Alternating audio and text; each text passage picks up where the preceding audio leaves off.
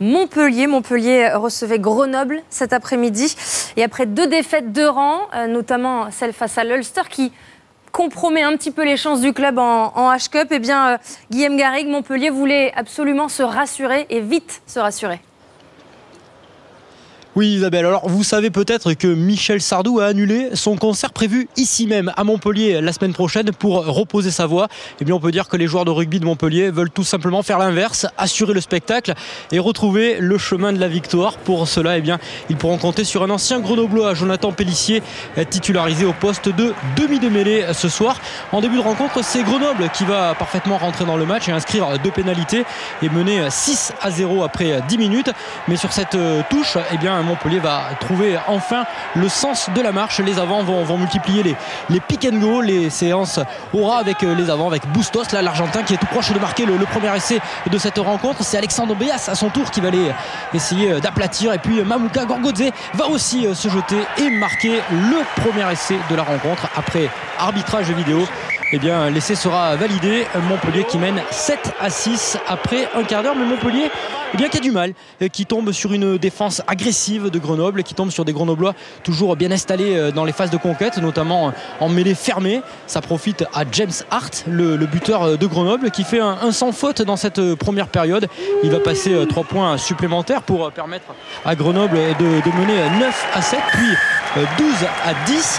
Fabrice Landreau apprécie le spectacle. Il se dit que pourquoi pas Grenoble pourrait remporter un 3e succès à l'extérieur. Montpellier va devoir jouer sans son numéro 9. Regardez bien cette action. Jonathan Pélissier qui va plaquer Rida Jawar et qui croise un coéquipier, Tutakave, qui lui met le doigt dans l'œil. Jonathan Pélissier qui va sortir par précaution puisqu'il est touché à l'œil sans gravité à ce moment de la rencontre.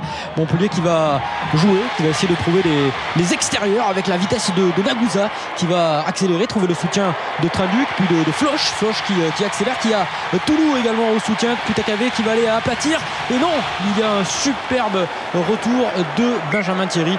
Vaquet qui ne peut pas marquer un 2e essai pour Montpellier.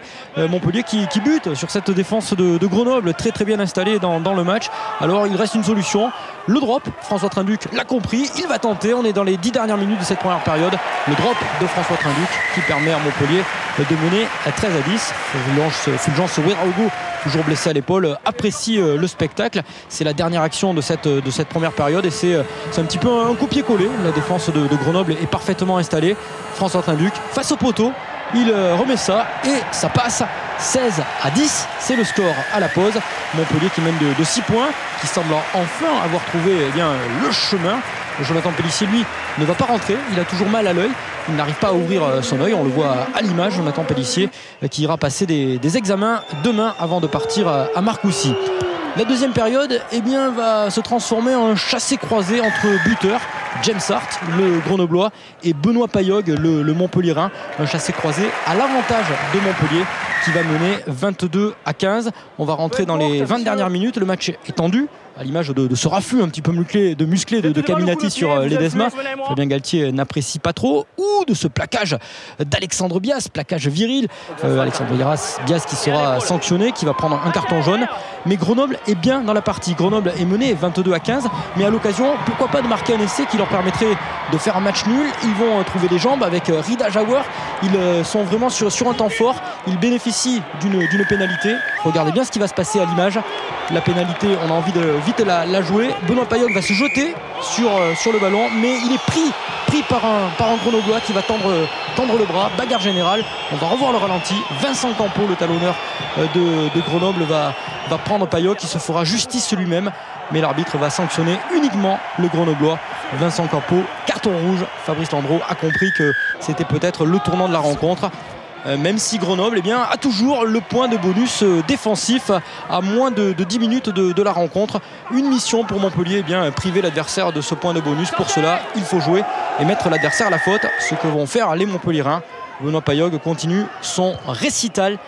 25-15 puisque le ballon de Payog va passer entre les poteaux.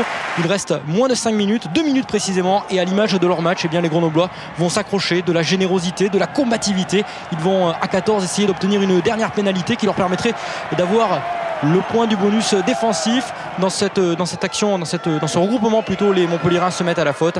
James Hart va passer la pénalité qui permet à Grenoble de repartir avec un point. Défaite 25-18, une victoire dans la douleur de Montpellier. Jonathan Pélissier passera donc des examens demain, mais a priori ça va bien. Fabien Galtier, lui, va partir en vacances, mais il y a encore des choses à redire, même si ce soir Montpellier obtient une 5e victoire.